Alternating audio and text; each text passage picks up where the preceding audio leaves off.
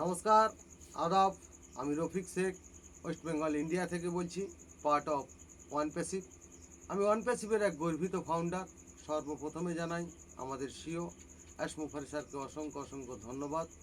ধন্যবাদ জানাই ওপি চলপাল্টার মেন্টর গৌতম লস্করকে এবং সারা পৃথিবী জুড়ে যে সকল ফাউন্ডারশিপ নিয়েছেন ওয়ান প্যাসিভকে, সবাইকে প্রীতি শুভেচ্ছা ও আন্তরিক অভিনন্দন। তাই মুফারে কি বলছেন এবং ফাউন্ডারদের সম্মানটা কত বড় জায়গায় যাবে সেটার সম্বন্ধে আমি দু চার লাইন কবিতা ছন্দের মাধ্যমে আপনাদের সামনে তুলে ধরছি। মুফারে বলছে এখন নতুন রূপের শুরু, ফাউন্ডারদের বলবে এবার সবাই কিন্তু গুরু। এতই বড় কাজ তোমরাই কেমনভাবেই করলে, বুঝেও আমরা বুঝতে পারিনি তোমাদের কথা চলবে।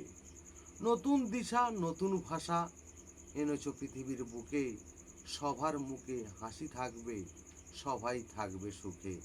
প্রতিটি মানুষ গ্রহণ করবেই তোমাদের এই ভাষা, মধুর মতো মিষ্টি হবেই ফাউন্ডারদের কথা।